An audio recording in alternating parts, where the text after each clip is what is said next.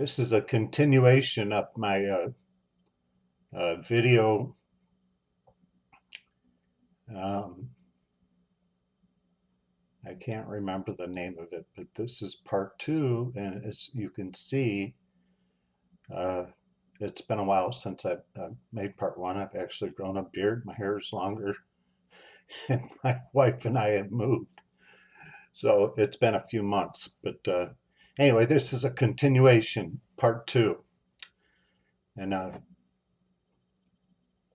you need to watch part one, or you probably won't understand what I'm saying here.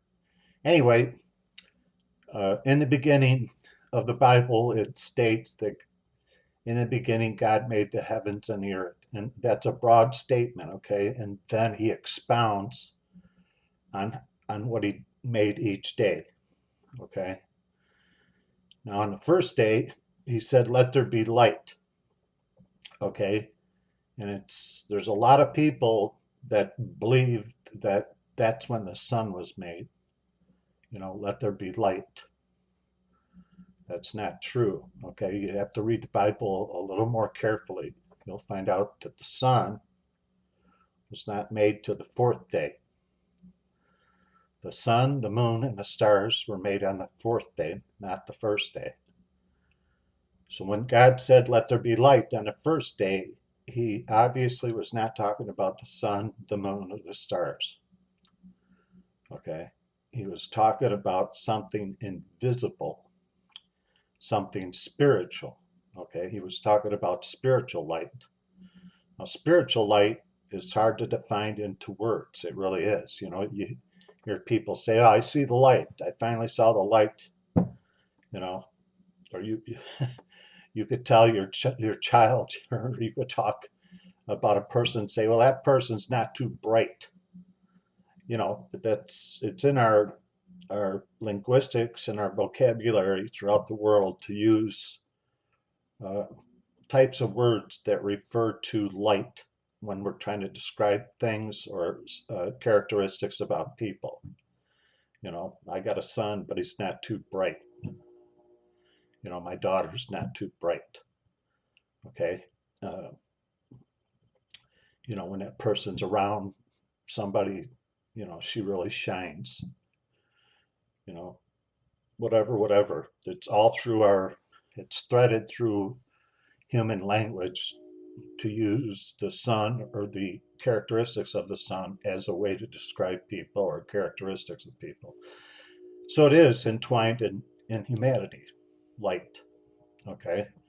Anyway, spiritual light is truth. When someone says, I see the light, they're saying, I finally see the truth of whatever they've been searching for. I see the light. Okay. Now, in some of your Eastern philosophies, they talk about enlightenment and this and that. Somehow they're living in a state of enlightenment. Okay, they're onto something, but of course, that's a pagan religion, and pagan religions are not true. They're false religions, but they do have some characteristics of the religion that are very similar or actually copy what's in the Holy Bible.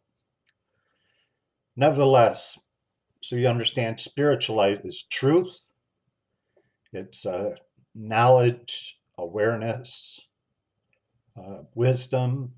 It's hard to put it into words, but it's all those which I just stated and more. Okay, so when God said, let there be light, that was the first thing he did on the first day. You have to realize that God created truth. Okay, he created truth. Man did not create truth. Do you understand? The Bible says that God is not a man that he shall lie. Okay, men have the capability of lying, men and women, and they do. Children, all of us can lie. I've lied, you've lied. If you don't think you've lied, you're probably not telling the truth. Nevertheless, God created truth. Now, if you read in the Bible at the time period when Jesus was being just before they crucified him. And he was speaking, I believe, to Pontius Pilate. You'd have to look up in the Bible. And Jesus made the statement to Pontius Pilate that he is the truth. Jesus was proclaiming that he is the truth. And Pontius Pilate's remark to that was, "What is truth?" It's in the Bible. Okay? Look for yourself. I'm not, if I give you all these scriptures in my video here, this would be a very long video. And I'm trying to promote you to look for yourself because I think it's better that you look for yourself and see it with your own eyes in the Holy Bible, what it says, and not just listen to people, pastors and preachers, and even me. Look for yourself so you see it with your own eyes. It's always better. Anyway, if you read the story, I'll say it again, that he was just about to be crucified. Pontius Pilate was sort of interrogating Jesus. He didn't think Jesus was a guilty man of anything. He was he was not a Jew, of course. Pontius Pilate, I believe, was the Roman Empire. He was the king or whatever he was. And anyway, he was interrogating Jesus. And when Jesus made this statement, "I am truth," Pontius Pilate said, "What is truth?" So the point I'm trying to make is throughout history, since the beginning of time, a lot of men throughout the world, or mankind, doesn't know what the truth is. They're searching for something that might exist, but they have a hard time finding it. People worshiped all kinds of things. They worshiped the animals, they worshiped the cow, they worshiped fish. That's why you see in Christian symbolism, you'll see a fish, on the back of somebody's car or something. That's actually the beginnings of that came from a pagan religion, really. And I'm not saying you should tear the fish off the back of your car, but I'm telling you that fish symbol came from a pagan religion. At one time, man worshipped fish. Usually, man worshipped what provided food, is what it looks like to me. Worship cow because a cow provided milk, it provided beef, butter, cream. It provided more than any other animal. So they worship the cow. Nevertheless, it's in man's being to search for something to worship. And all through history, that they've worshipped some very strange things. Animals, fish, cow. They worship the sun. They worship the moon. They worship stars. They worship other people, which is a dangerous, all idolatry. When you don't worship the true God, you're worshiping, you're committing idolatry. You're placing something on a pedestal and worship it. And then, like I say, it could be a person. A lot of people idolize sports stars. They idolize celebrities. They idolize scientists. I mean, they idolize people that are on TV or whatever. They try to be like them. There's been plenty of people that have gotten plastic surgery to look like Michael Jackson, or plastic surgery, and they want to be like Elvis Presley. It's idolatry, and it's really a mental problem. Be that as it may, when God said, "Let there be light," he was saying, "Let there be truth. Let truth be established. Let there be an awareness." Okay? Not just for God, but for mankind too. Let there be knowledge. Let there be wisdom. That's what spiritual light is. So on the first day, he created that. It wasn't until the fourth day when he created the moon, the stars, and the sun. And I've done some other videos. I'll quickly say that the sun is a symbol of God. It's a symbol of God our Father, and also of Jesus Christ, our Lord and Savior. Okay? If you watch my other videos, you'll find out that that's true. And the moon, of course, is a symbol of Satan. A falling star is a fallen angel.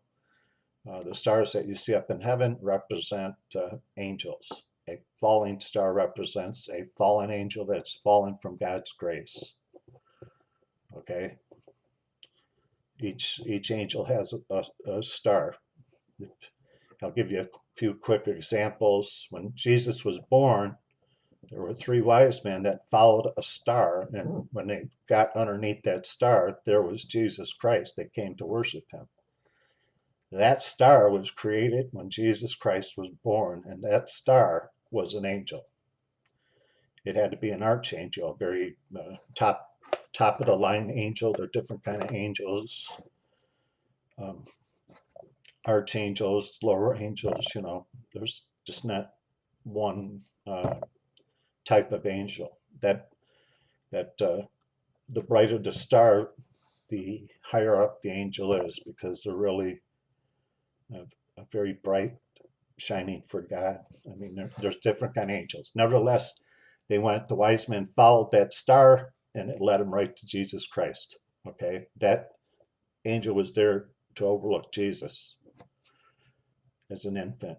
Nevertheless, stars do represent angels. A falling star represents a fallen angel.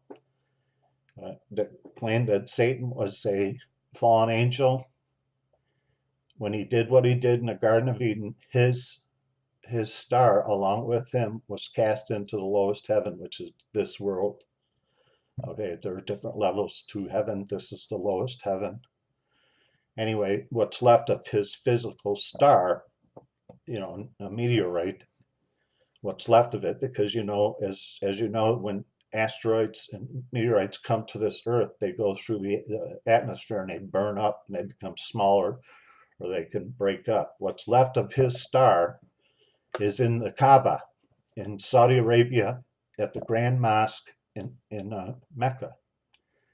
Okay, it's attached to the Kaaba. It's on the corner of the Kaaba, and they try to, as Muslims walk around on their pilgrimage, or what they call Hajj, they go on a Hajj to go to Mecca, and they walk around circles around the Kaaba. They try to kiss that black star.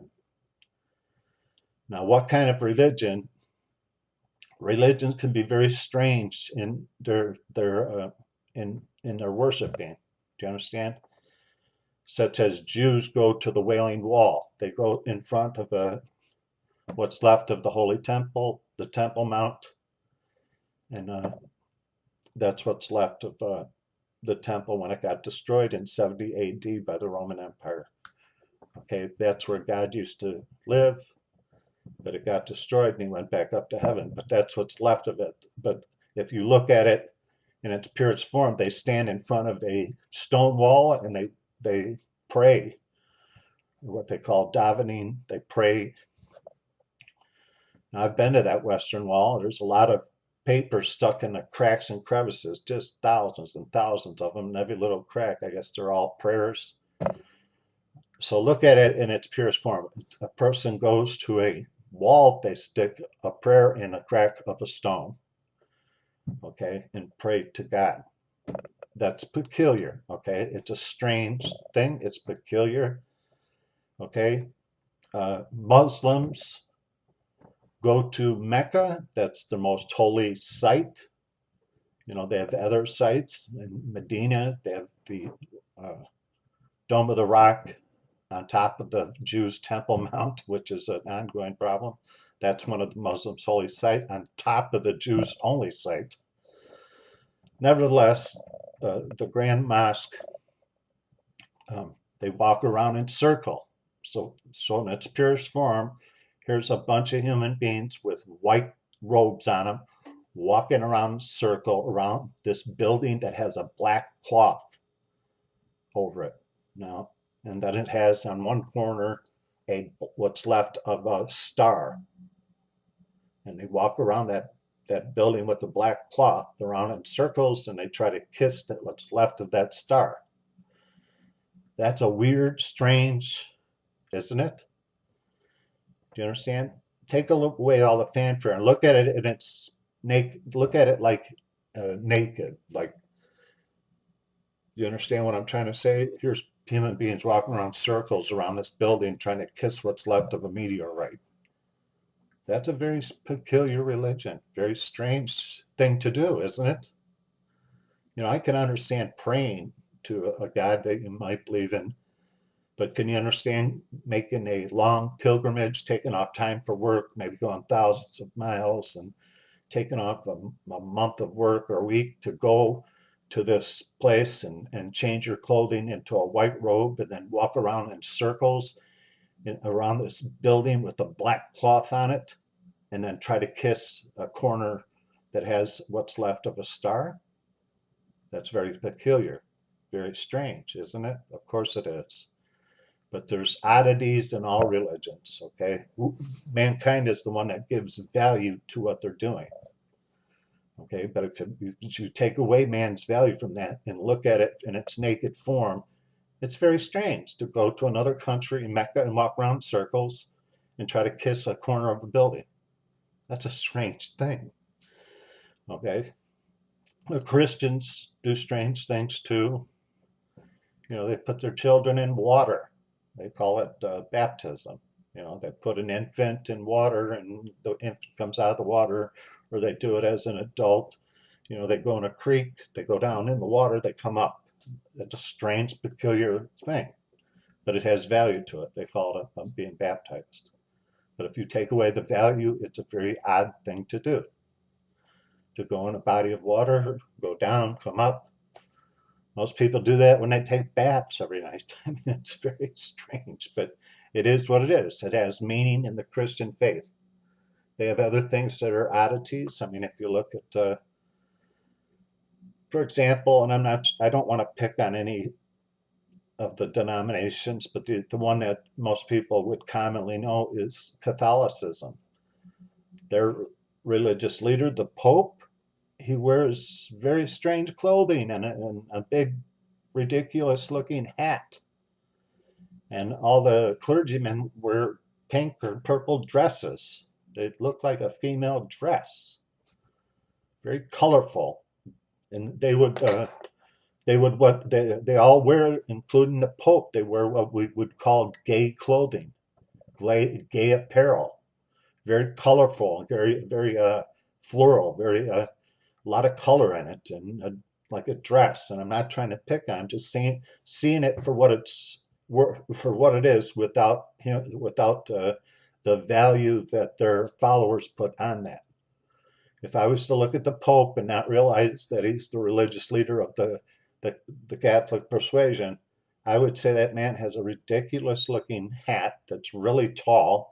He's wearing a white clothing and it looks kind of like a dress, and walks around with some sort of cane. I would think that that is a ridiculous man. Do you understand what I'm saying? So all religions have oddities and some strange, peculiar things to them, and they do. Okay, but you have to see things for what they're worth. Okay. Anyway, getting back to um, God made on the first day. Uh, he said, "Let there be light." You know, he was saying, I'll say it again: let there be truth, let there be knowledge and awareness, wisdom. That's the invisible light. Okay, so if there's invisible light, there certainly would be invisible darkness. And I have to tell you, unless you know Jesus Christ, okay, you're in the dark. Jesus said, "I am the light." He said, "I am the way, the life, and the truth." Okay. And he also said, "I am the light of the world." That's what he said. Okay. I am the light of the world. He is the only source of light in this world, Jesus Christ.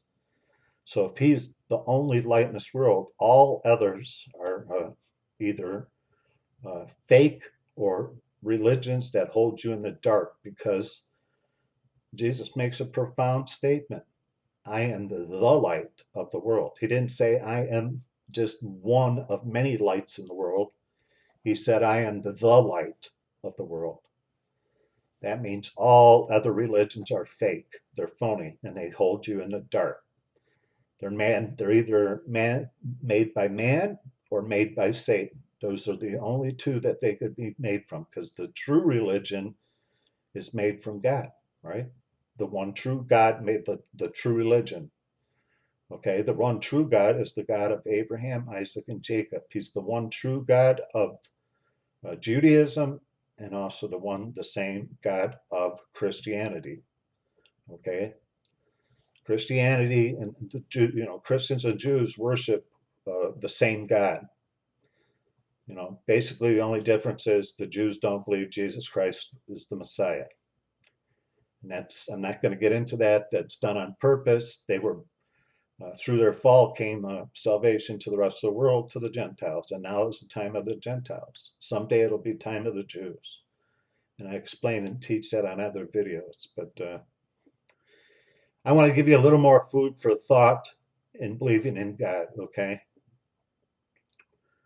the just a few things to uh, shed light on what the truth is. Okay. It's obvious when you look in this world, there's very strong evidence that it was flooded at one time. And if you looked at the Grand Canyon in the western part of the United States, and I've seen it with my own eyes, of course, as a child, my parents, we went on a vacation and we went to the Grand Canyon and Yellowstone Park and yada, yada, yada. Okay. If you look at the Grand Canyon, it's very obvious. You don't have to be a very intelligent physic, uh, a rocket scientist or somebody who's an expert in physics to understand that canyon was formed by a lot of water. And it's very deep and it's very wide, so it must have been a lot of water. Okay? They have found fish fossils on top of mountains. Now, how do you get a fish on top of a mountain? There had to be enough water that the mountain had to be underwater at one time, and a fish that gave its life for that fossil, that's how it got on top of that mountain. And then, of course, the water is no longer here, is it? On top of the mountain? No. Where'd all the water go? Well, most of the water is salt water in the world, right? All the oceans are salt water. The Dead Sea, okay, over in Israel, is has the largest, highest content of salt. And I've been in the Dead Sea. I went on a pilgrimage years ago to Israel. One of the places we did go was to the Dead Sea, and we put on our swimsuits and went out there. It was a very strange experience. It's like you're a cork, and you could sit Indian style, sort of, and just sit way above the water line. It was very strange. You're like this, you have a lot of buoyancy, but it was very strange. It was very fun. But I'll tell you one thing: if you ever go there, don't taste it. Okay, the little kid inside of me was very curious about what it tastes. I thought it would just taste very salty, and I took and dipped my finger, took one drop, and it is the most disgusting taste ever. It does not taste like salt. So I recommend if you go there, don't ever taste it. Anyway, the Dead Sea, the largest content of salt in a body of water, okay, and it's the lowest elevation in the world. So it's the lowest point in the world, and it has the highest salt content. Now, you don't have to be somebody, like I said, you don't have to be a scientist to realize it's the lowest point in all the world, and it has the highest salt content. That, as they say, is where God pulled the drain plug when after the great flood, and it all came, all the water had to drain most of it into that Dead Sea and went wherever it went. Do you understand? Because it makes sense. It's the lowest point in all the earth, and it has the highest content of salt. So, like I'll say it again, that's where God pulled the plug after the great flood, and Noah, and had the ark after God had to make the water go away. This is how you get fish fossils on mountains. This is how you get great canyons like the Grand Canyon in the United States. It's all formed by the Great Flood. So there is evidence of a great flood in this world, which is evident in the Bible when it talks about God flooded the earth. Okay. Do you understand? Anyway, those are things to think about to give great evidence that the Bible's true. because it is. Anyway, I apologize for this video for being 25 minutes, but and I got off on a few tangents there. One thing I will say is you cannot confine God to explain God and put him in a box. It's God goes on forever. Do you understand? He does. So you can't, even if I was to give lessons for hours and hours and days and weeks and months, I still can't come to an end of God. There is no God. God is eternal. He has no limit to him like we do. We are limited. He is not. He who is unlimited made things that are limited. Anyway, there's a lot of things to think about in this video. I suggest watching over and over, and hopefully it'll help you along your way of self-discovery of who you are and who God is.